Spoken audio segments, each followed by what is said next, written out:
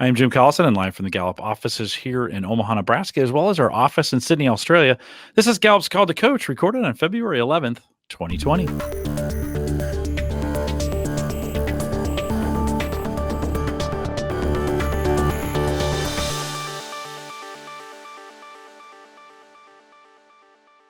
Call to Coach is a resource for those who want to help others discover and use their strengths. We have Gallup experts and independent strengths coaches share tactics, insights, and strategies to help coaches maximize the talent of individuals, teams, and organizations around the world.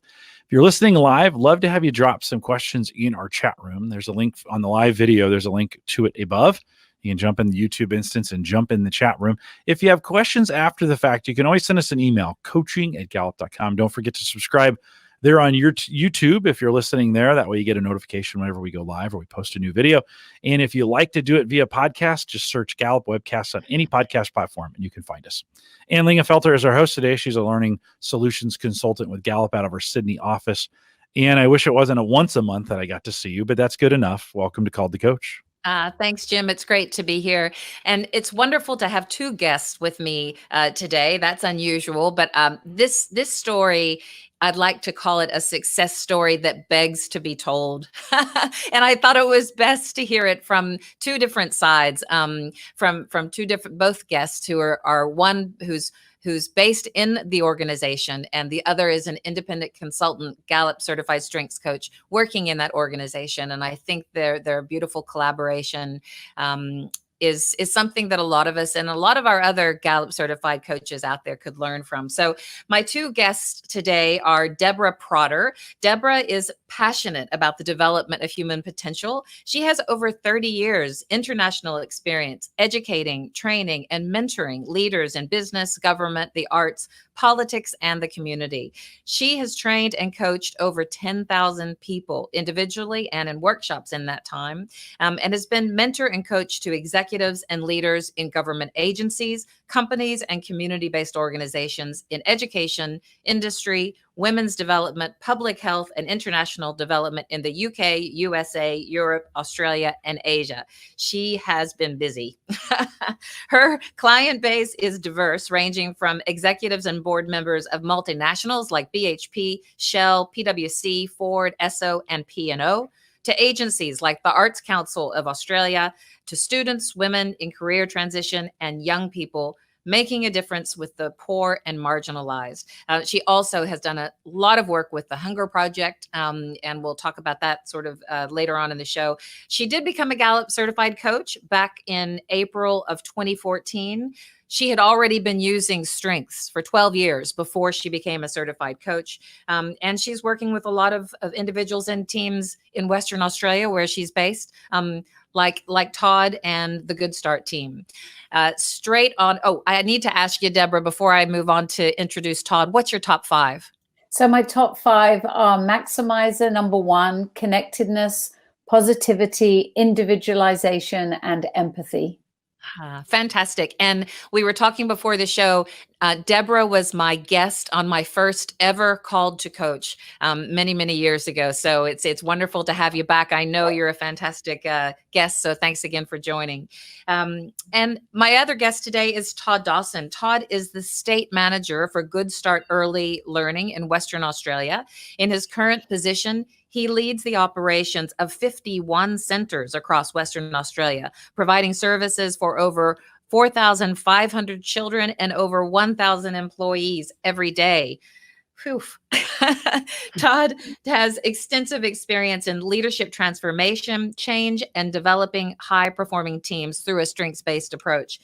His senior management experience has allowed him to both lead and collaborate on numerous successful people, practice, and performance transformations. And I'm sure we're going to hear about one of them today. Certainly an industry, Todd, where there's a lot of change at the moment. Tell us your top five, if you would. That's a great place to start. Thank you, Anne. It's responsibility, belief, relator, arranger, and learner.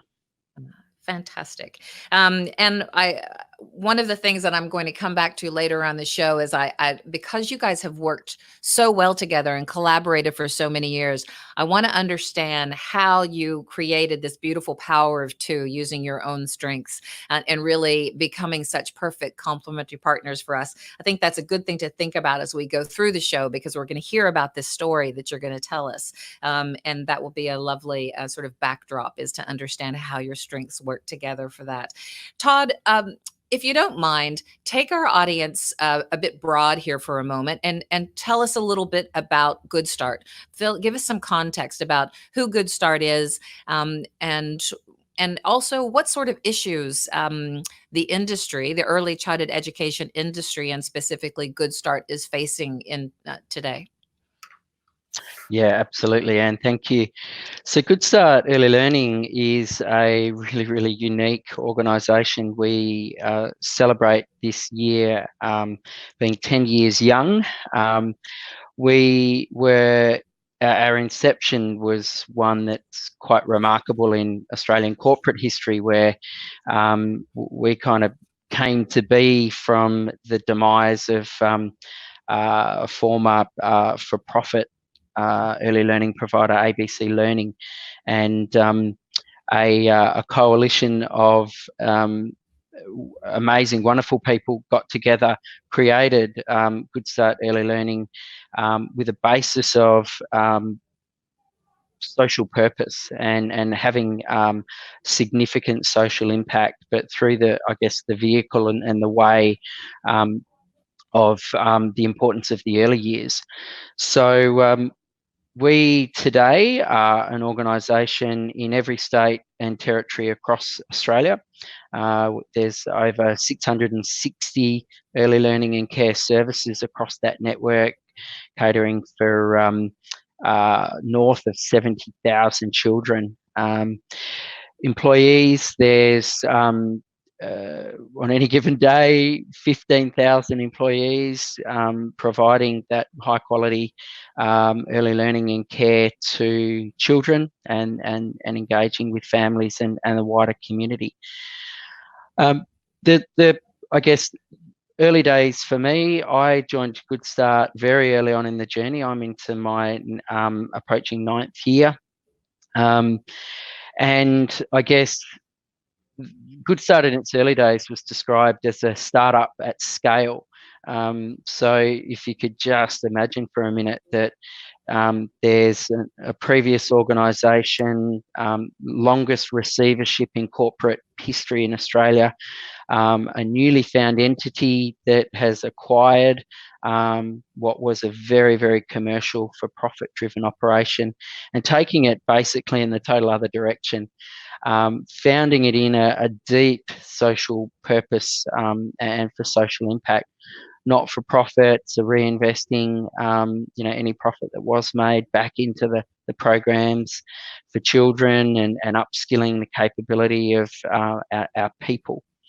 And I guess I'm a product of that reinvestment at Goodstart, that it was early on in my tenure that I recognised the challenges and the opportunities were quite significant, and I needed some help in order to navigate and chart that course and territory, and that's really where very early on in the piece for me the engagement with Deborah came into effect. Perfect. Thanks for that context. Deborah, I want you to jump in there and tell us how you met Todd. What were your initial, what kind of work were you doing with him initially? And launch the story for us. Okay. Well, from my perspective, I was really Todd's mentor for 2 years. And that was prior to doing any work in the organization at all.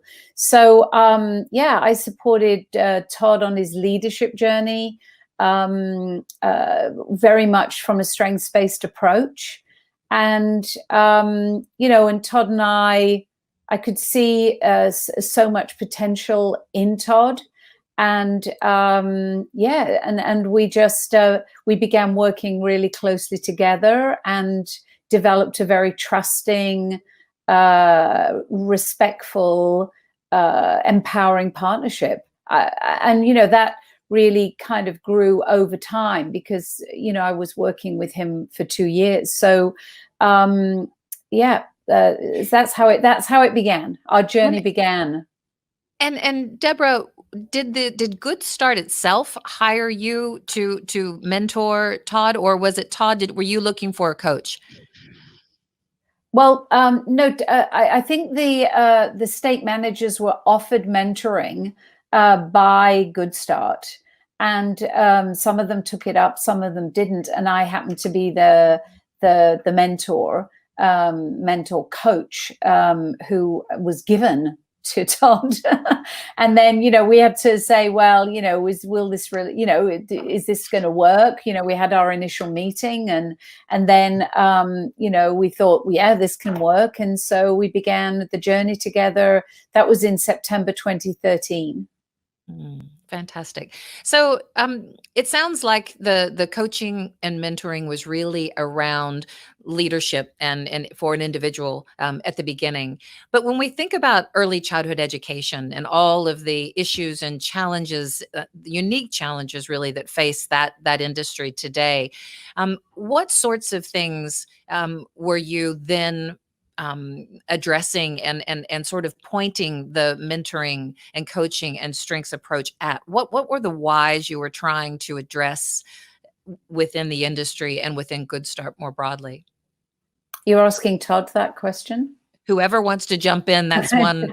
I think it's a Todd answer. Yeah, I'll dive in on that one, Anne. I think probably the simplest representation of that was a reorientation away from working on deficit and weaknesses to the natural talents, inherent strengths that people possess, and deeply understanding that, and then having a commitment to that strengths-based approach in all that you do, applying that to the early years. It has an amazing correlation to child development.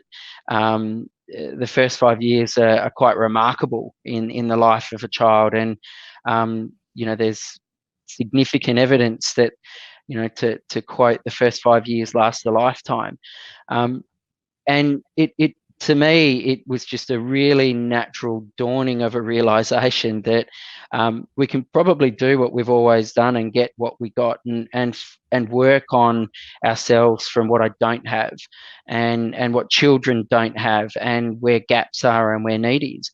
But that comes at a significant detriment to really harnessing and leveraging those inherent natural talents and capabilities that people do have. And it was as simple as that reframe to talking about and thinking about, and then taking on some work about that more strengths-based approach about let's dial that up about what you're actually naturally talented at, and let's be focused about, Gallup talks about that near perfect performance when you do that work on your strengths, and that's a really deliberate, I guess, way to approach your work, and that's applicable no matter what your role title says, to what age you are, your life experiences, and yeah, for me, it just resonated so strongly in my own personal journey, that of the journey of the Western Australian team, and most importantly, the relevance of this for children and their development and great outcomes for them in life. Yeah. So when you talk about the flip of the switch or the reframe from deficit focus to strengths focus, it obviously started through your conversations with Deborah for you as an individual. I'm keen to understand how it progressed then into the team, and Deborah, how you helped architect and shape that, and how you were involved in that. And then separately, is it something that is actively spoken about with your clients, with the families that you serve, and with the children that are there? Has it translated so that your teachers are talking to the kids? Are they strength spotting? Are they, looking at that sort of thing? Is it impacting the children's experience of you guys because it's directly being spoken about? Sorry, that's a lot of questions all at once. But I was just going to say, one of the things I think Todd and I first started working on, though, when we first started working together, was the two cultures. There was this old culture, and then there was the new culture, and there was still people from the old culture working in the new culture. So Todd had masses of issues about, just this whole issue of culture, and they were trying to build a new culture, but the old culture was very much still embedded, and those people were still, even though there's a new name, Goodstart, the people were still, they still had the old mindset, and so that was one of the big issues, wasn't it, when we first started together? And I think so Todd had significant challenges in that area. And I think what was so great, Todd, was how you, all those challenges, you brought a strengths-based approach to all those challenges. And because of that, and Todd was very authentic, very real, very open, all that way through. And then started seeing some significant shifting, but also could see, I just saw Todd's leadership and his expansion in terms of his role there, and confidence and everything. I'm just giving feedback really in terms of working with Todd. Just saw him step into a new level of leadership, which everybody around him could see.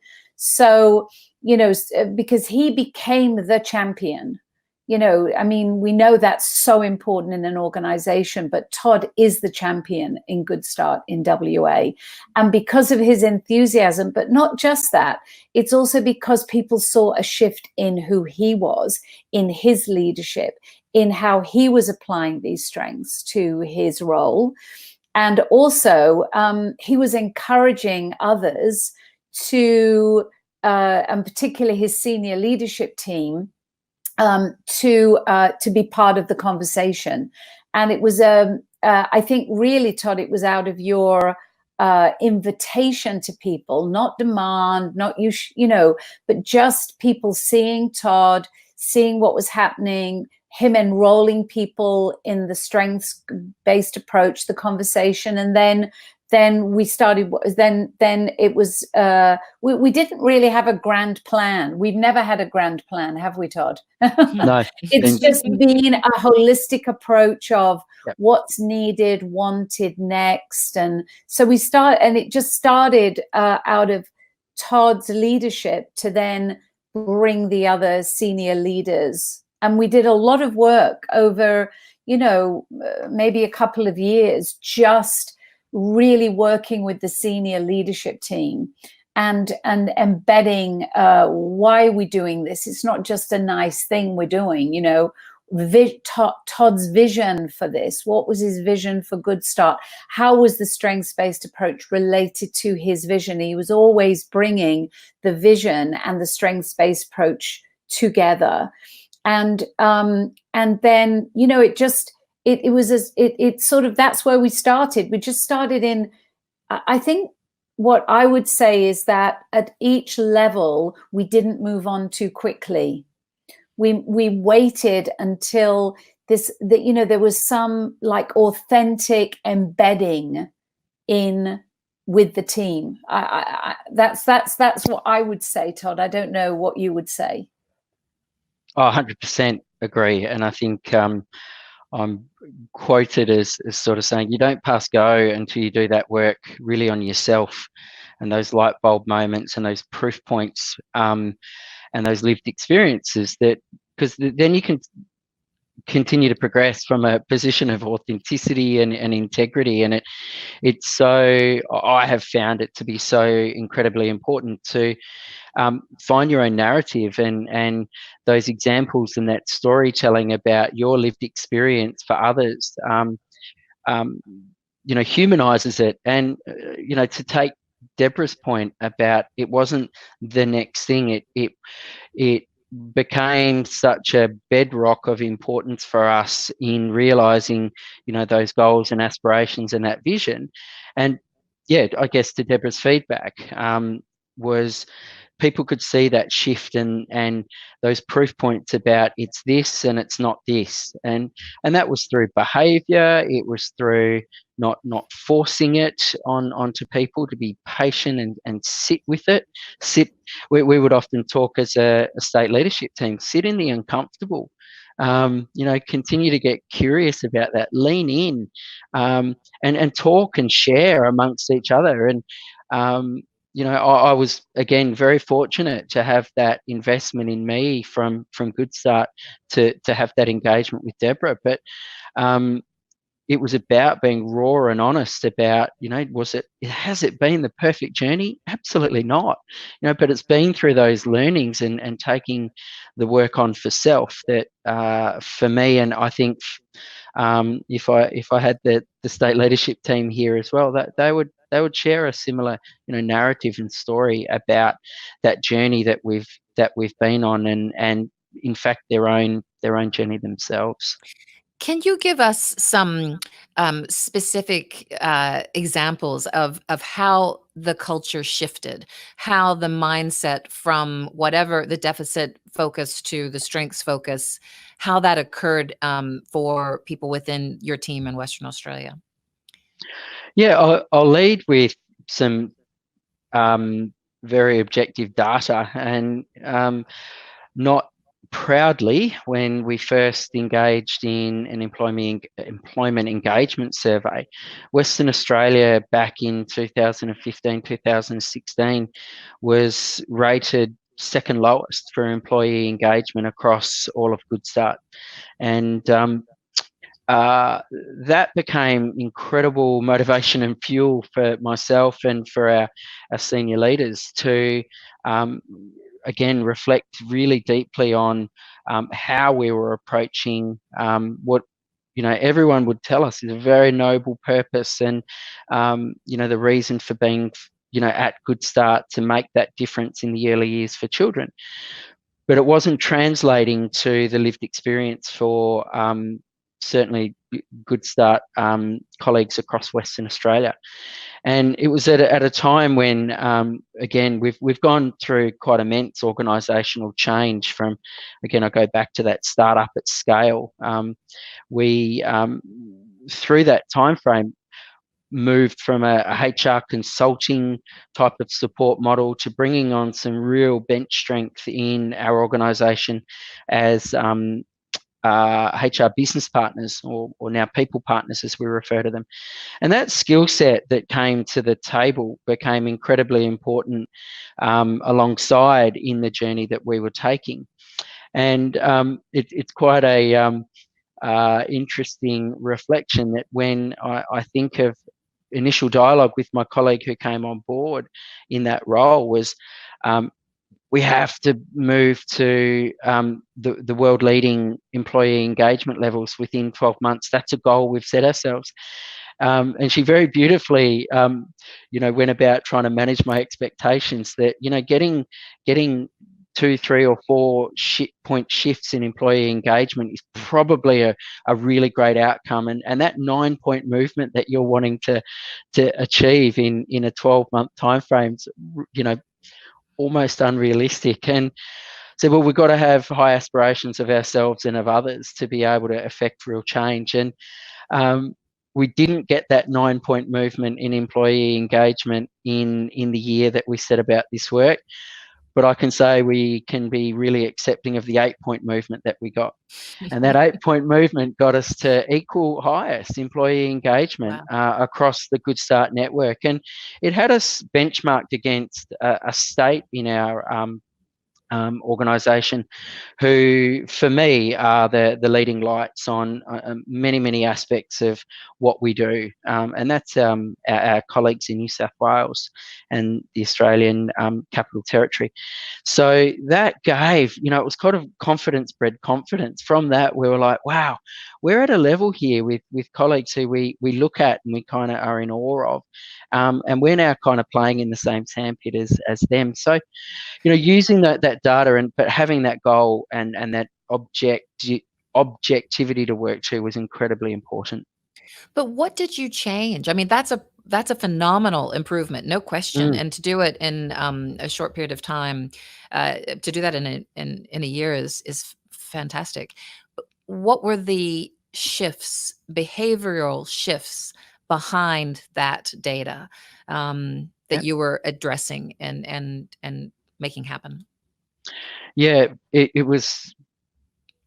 I'll say it was simple. We got real clarity around where we wanted to focus our effort to elicit the impact. So, within the subset of the employee engagement, we felt that there were 3 really important drivers underpinning, and then from that other things flowed. So we got really focused around our efforts, and one of the areas where we were rated really poorly was actually that visibility and that communication, and feeling like there was too much of a hierarchy. So we got really focused about reimagining how we were accessible to the 1,000 employees at Goodstart, and how that communication could flow, backwards and forwards. And we actually did something which, today is quite embedded for us in our practices. We actually went and asked more questions of our people about what, how could they co-design with us, an improvement and what that would look like.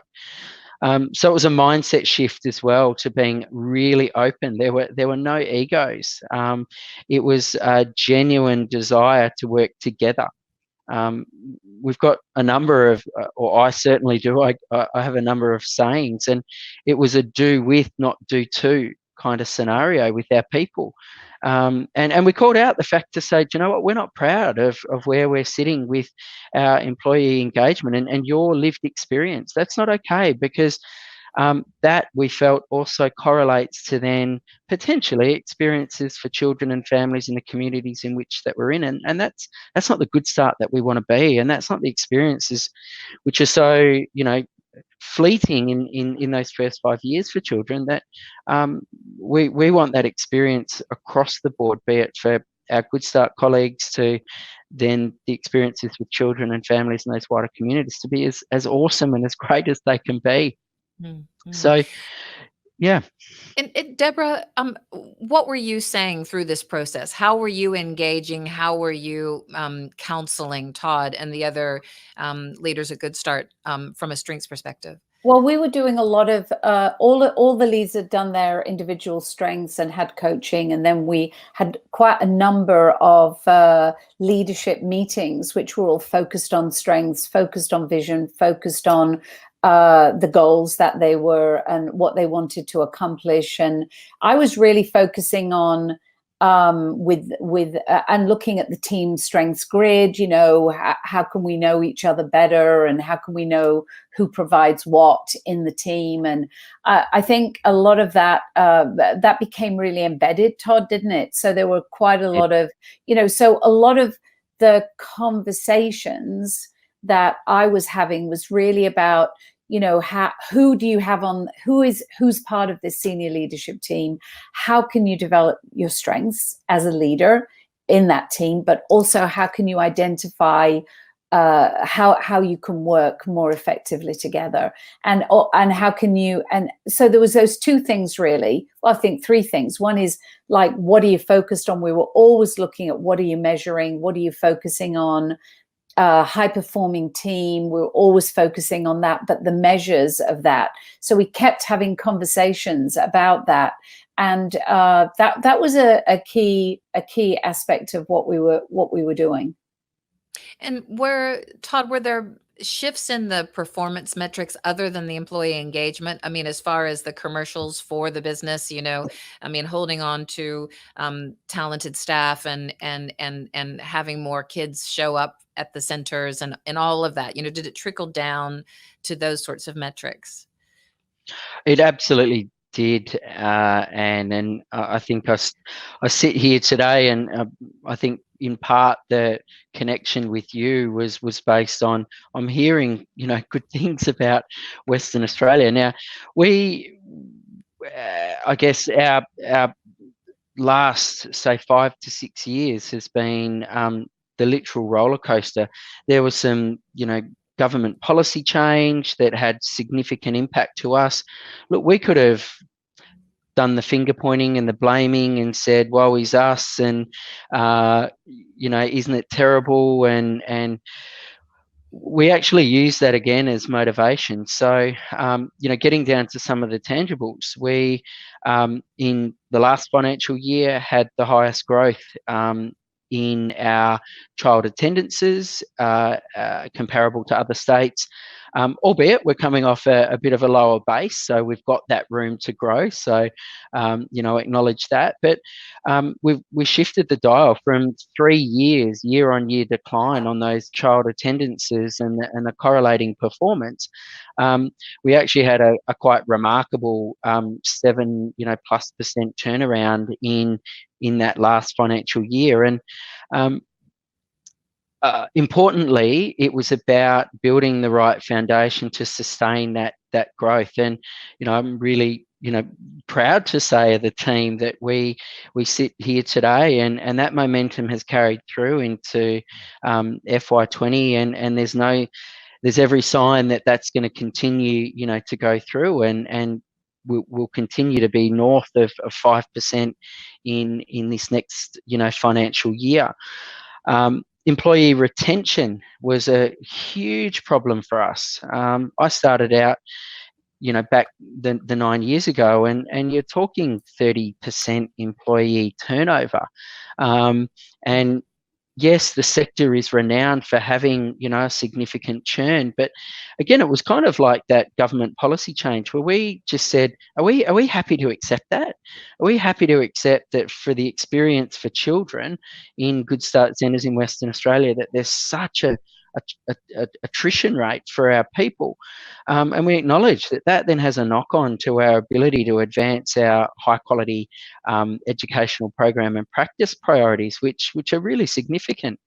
And I can say again, today we're sitting where we're a little over 15%. We're oscillating sort of between 15 to 17%. What I would say, just in regards to that, was something that through our work with Deborah was we didn't take the work on for improving employee retention as a holistic piece. We actually went and dissected it and got really focused and said, what is the most important area of focus for us for the biggest impact that we can then build from in time? And we started with a key role being, well, one, our support team around the centres.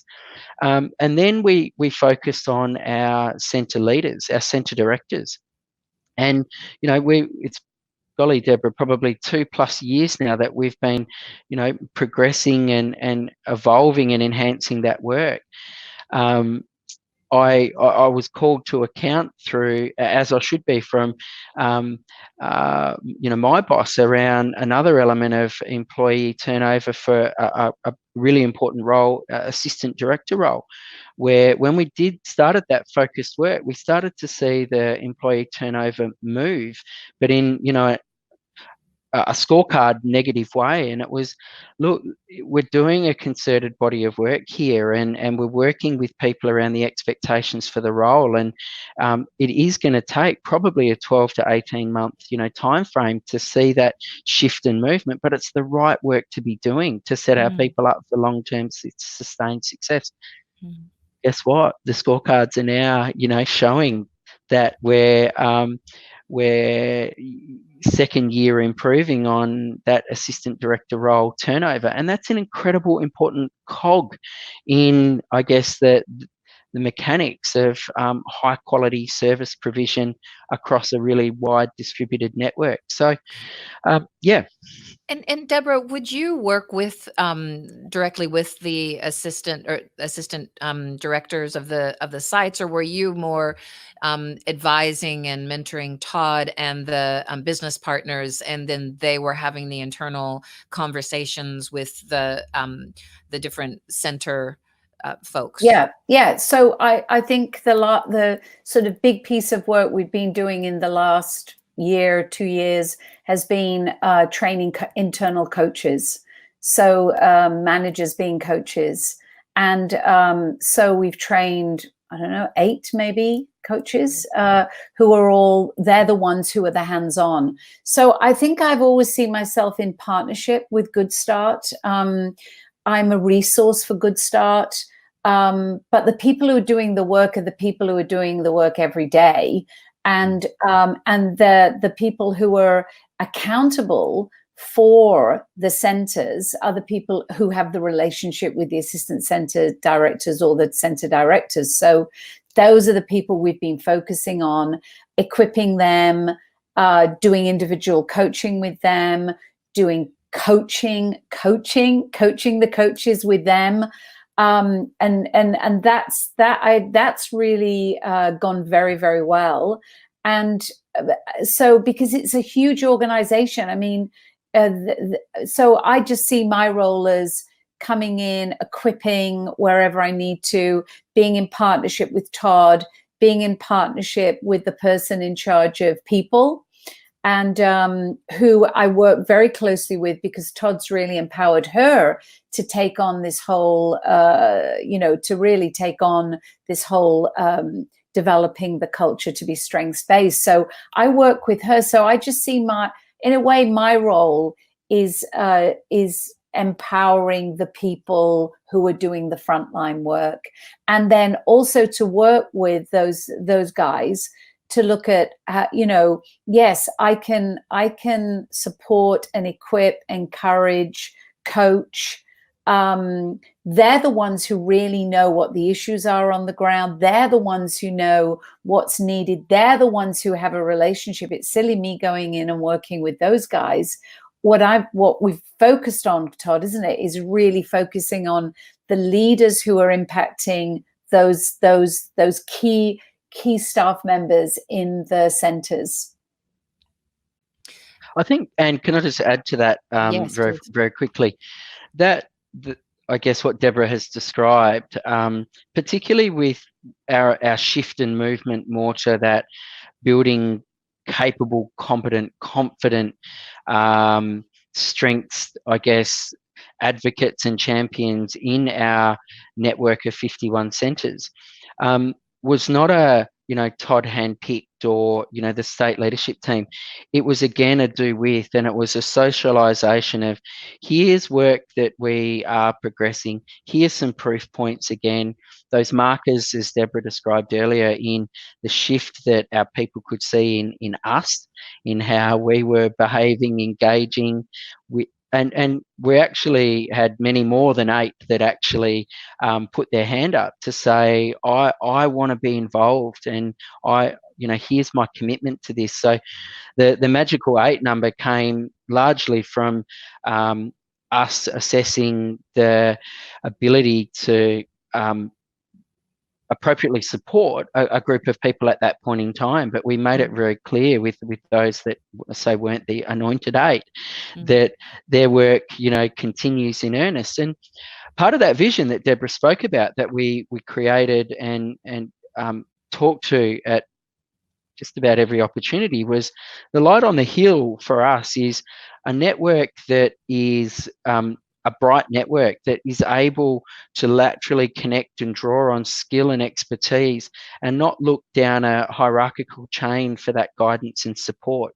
That, if I've got a colleague that's running a early learning and care service, 5 minutes down the road or 15 hours across the state, that the first port of call is that they would be able to get that lateral connection and support, let alone what they're then able to do from that capable, competent, confident perspective within their own service area as well.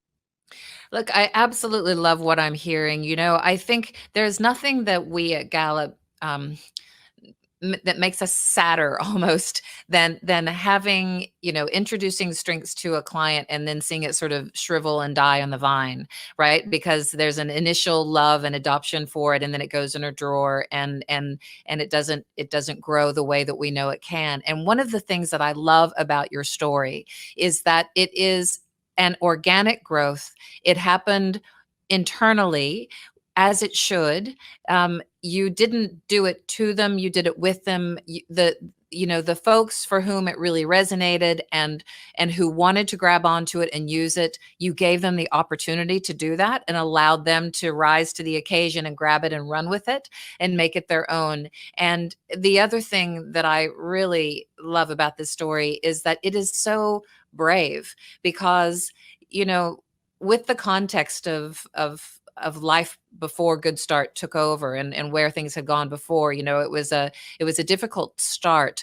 And what you guys have done as a not-for-profit, to see the investment by the organization in leaders for mentoring and coaching support, and the investment by a not-for-profit for you guys to bring Deborah in and other resources in order to be able to really meet the human needs at work, and to be able to help people understand how they could be the best version of themselves through this perspective, is so excellent. Because we often will work with organizations who say, we just don't have the budget for it.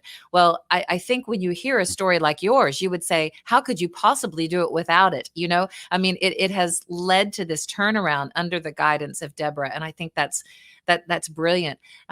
The other thing that I want to say from a Gallup perspective, that the other factor or aspect of this success story is the fact that, we have a lot of certified coaches. Deborah, I'd say we've got probably over 300 Gallup certified coaches now in Australia. And it's an interesting relationship between a client, a certified coach, and Gallup, because frankly, sometimes when we'll go into clients, we'll pass our certified coaches in the halls. They're doing some work over here with that client, and we're doing some work over here. And sometimes people say, oh, it's just tricky, or it's not fair, or it's complicated, or it's whatever it is. And I'm saying that on both sides, Gallup side and the independent coach side. But this is a perfect example of how there can be a collaboration and the right people are brought in to do the right things. And I think this is a great example of how that succeeded. Because as you say, Deborah, Todd's doing the stuff internally that they know how to do best. But you're contributing from your own outside experience and your years of doing this, and filtering through different tools and resources you can use. You're bringing that perspective and that advice, and you are managing the strengths growth and overseeing that in a way that you are definitely the best person to do that. And then it's interesting, because my work over the last few years at Gallup with Goodstart has been in an entirely different area. So Goodstart, as you guys both know, is the first early childhood education organization in Australia to start selecting their teachers and center directors based on talent. So it's not the same as profiling tool as the strengths assessment that you guys are talking about, but it's a different one that's linked to those that we know are performing really well in that role at Goodstart. So it's very interesting, because we're all working away in different areas, aren't we, guys? And it all works quite well and in a symbiotic, collaborative way. And I think that's definitely, you guys are the model, right? That's the goal. That's where, when we opened up the doors and started certifying Gallup certified strengths coaches, that was our goal, was to be able to have coaches work within an organization with their clients, and while we did the bits that helped. So whether that's through a technology platform that helps make it scalable and sticky, or through selection or employee engagement, whatever, right? To complement each other's work within the organization. So hats off to you guys for making that happen, and for that collaborative really organic approach you've brought to it, because it's a pleasure to see. Jim, you must have something you want to say there. Well, we got a couple questions that have come in. I think this is a good time to bring them up with just a few minutes that we have left. One, I think Chrissy brought in and said it's great retrospective demonstrating the broader impact of strengths-based approach. Where to next for Todd and the team? Todd, maybe you can talk a little bit about some future facing things. Absolutely. Our work is far from done. So we have continued commitment and engagement with Deborah, and the state leadership team remains committed and engaged in this work in earnest. We want over time to be able to share more broadly, I guess, the benefits and from our experiences, the strengths-based approach for all Goodstart colleagues, certainly in Western Australia, and there's a widening discussion that's happening across our national Goodstart network, and there's states engaging at different levels with regards to that. So I think the where to next is the long-term game, and working back from there is that educators are able to connect with and engage in the strength-based approach, starting from within themselves. That high-performing teams is not just a catch cry for the leadership team of Goodstart in Western Australia. It permeates across a network of 51 or more centres. Look, part of who we are and at that social purpose is that if we've got stories and evidence to share more broadly that can benefit more people, even outside of Goodstart, in the early years, that will benefit children, families, and communities, and strengthen, the practices in a broader sense in the early years, that would be awesome. So, I do find myself talking in wider forums in the sector in Western Australia about the work that we've done, and making people aware of that. But we're far from done. We're by no means there and perfect and all that. We've got a lot that we need, and will continue to do. Ultimately, it will be a space for us in our centre networks, and really activating and lighting up our people in that sense of realising and harnessing the benefits of a strength-based approach. Deborah, let me ask you that same question from your perspective. What's next? Well, I just wanted to say something about Todd and the work he's done, because we are on the West Coast, right out on the ocean, miles away from anywhere else, and and Todd's really been the advocate, the pioneer in Goodstart for this work. And there's a lot of programs that Goodstart do, aren't there, Todd? Different. This year we do this, next year we do this. But Todd has consistently committed to this approach. So no matter what's happening, coming to him from outside, he has said this is what we are doing, and that's why he has the results now. There's interest now because he has the results, right, in what's next. But I think we should what we need to do is just keep working in Western Australia and keep sharing the stories. Really, I have done some work with the people partners in Australia, but it's a large organization. But I think what Todd is making happen in Western Australia is so good that we just need to keep talking about it more so that it can impact. But my thing is, it impacts those children who are in those. I'm so. You asked that question about Todd and I working together. We both have belief in our top 10. We both have Relator in our top 10, but we both have belief in our top 10. And my thing is, I can't work with any organization I don't believe in. And I really believe in Goodstart. So, I believe in what they're doing. I believe in the social venture setup of the organization. I believe in the not-for-profit nature of it. I believe in the strengths-based approach. I think it's so simpatico with who they are, particularly about the well-being of young children and the well-being of parents, because they can influence parents too. So I just see huge potential, massive potential, massive potential, of even doing strengths-based work with little people in those centers. And I think the other thing we haven't said, if I may just say this, is that, we can talk about, we've done workshops, we've done this, but what happens now is that I've always had this thing of, we've got to reinforce it, has to be reinforced, it has to be, we have to speak about it, it has to be part of the culture. And it really is in Western Australia becoming part and parcel of the culture, and spoken about and reinforced, and Todd, with all his people, just acknowledging their strengths. That's a strengths moment. That was a strength, and that makes me so happy. Those two things coming together, my commitment to strengths, commitment to what they're doing, and that enables me to be a partner with them, not someone just coming in to do something. Yes. Well said, Todd. Another question for you. Catherine had asked, what type of performance evaluation system are you currently using? Does it reflect, acknowledge, evaluate the use of strengths in the organization briefly? Because that could be a whole hour-long topic. So maybe in a minute or two, what are you guys using on the performance-based side?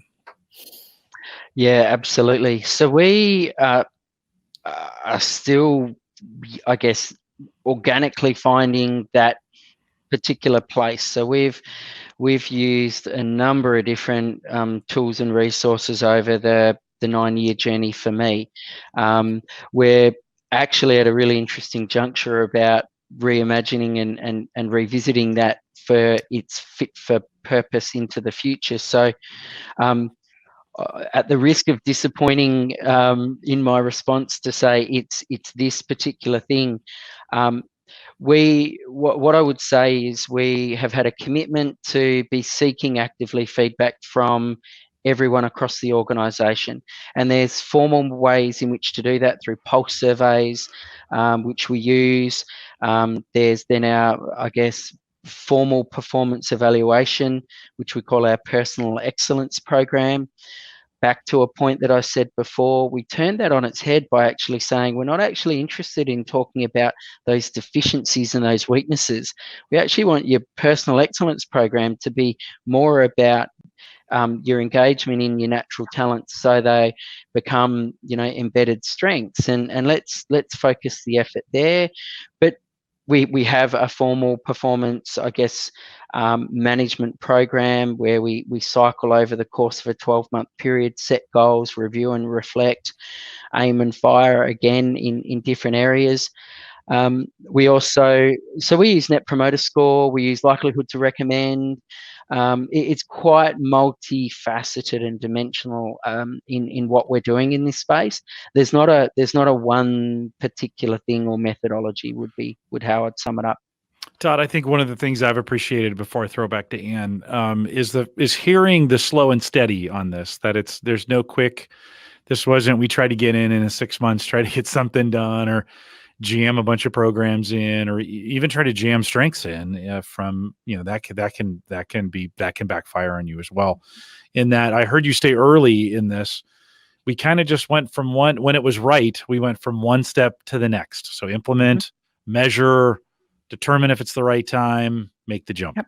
And like you just continue to repeat those processes over and over again, particularly being guided by, I think, pulse surveys and a lot of Q12 questions that that helped you maybe determine some of those things. So super great in that. And we are running short on time, but any final questions or any thank yous? I think we have some of these to do. It's funny how fast the hour goes, but Ian, I'll throw it back over to you for those. Yeah, absolutely. And thank you guys both for sharing your story. Definitely, this is one that we want to continue to follow, and see how it goes. I love offline. I want to have some conversations and understand more about where you're going, because I definitely see a lot of opportunity. To your point, Deborah, your comment about being able to speak into the young children and their families about strengths. And on that note, I just had a webinar right before I came on to Called to Coach. I just did a webinar on strengths-based parenting, Train the Trainer. So we can actually train coaches, the staff now in the early childhood education,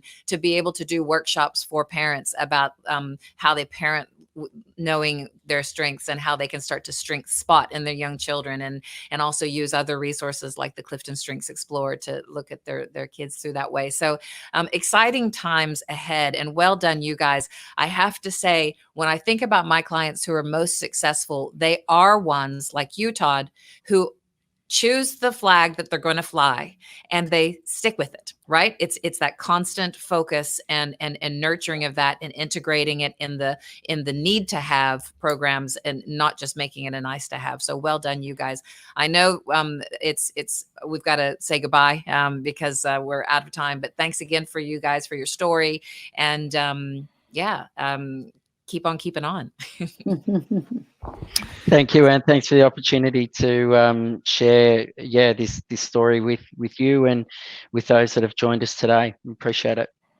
Todd and Deborah, thanks for coming on. Deborah, good to see you again. It's been a few years for that as well. If you go back to, I think, a 2015, like a June 2015 session, you'll see a younger version of the three of us on that Yes. one. And my first ever Called to Coach guest was Deborah. So Deborah, that is a great follow-up story in the sense that, 4 or 5 years later, and now you can measure the impact. Imagine we always underestimate what can be, or overestimate what can be done in a year, and maybe underestimate what can be done in 10. Todd, that's your story, right? A decade of change in this. And so good to hear these stories over long. Sometimes we hear these stories on Called to Coach of a year or 18 months, and really great to hear that we got some longevity, and you're thinking about this well into the future of building sustainable programs that could last another decade. So super cool. If you guys hang tight for 1 second, I'll remind everyone listening to take full advantages of all the resources we have available at the Gallup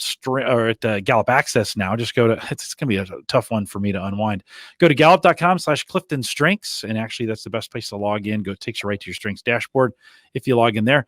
This show, including full transcripts, are now available for if you want to go out and take a peek at them. That's available at the same site, gallup.com/CliftonStrengths. Want to remind you to subscribe via podcast or via YouTube, however you like to do that. All the kids are listening on YouTube now. If that's what you do, you can do it there, or download it as a podcast. Just search Gallup Webcast and you'll see all of the 7 podcasts we have available. That's out there for you as well. Don't forget, while you're there, sign up for the Clifton Strengths community newsletter. We do that on a monthly basis, just a kind of great way to kind of keep up with everything that's going on in the Strengths community. If you have an email, or if you have a question, you want to email us, send us that, coaching@gallup.com. If you're interested in any of our courses, and Anne, do you have anything's coming up there in Australia that you want to talk about from a course perspective? We have a well-being course on March 3rd, and we have the strengths-based parenting Train the Trainer course that I mentioned on March the 10th. And we've got a certification course happening this week in Melbourne. Next one will be in May. Okay. And of course, it's not too late to think about coming to Omaha June 1st, 2nd, and 3rd. We'd love to see you guys here for the Gallup at Work Summit. And they just released all the breakouts for that. So everything you need is available on the site. Go to gallupatwork.com. We'd love to see you here in Omaha. June in Omaha is pretty great. I mean, it's not Sydney, or it's not Melbourne, or it's not Perth, but it is beautiful. And so we'd love to have you come out for that as well. Follow all these live programs, gallup.eventbrite.com. You can follow us there and get notification anytime we go live. Join us in our social groups, facebook.com/group/calltocoach. Want to thank you for joining us today. If you're listening live, thanks for coming out live. It's good. We had quite a few more than we normally get. So good job, Australia. With that, we'll say goodbye, everybody.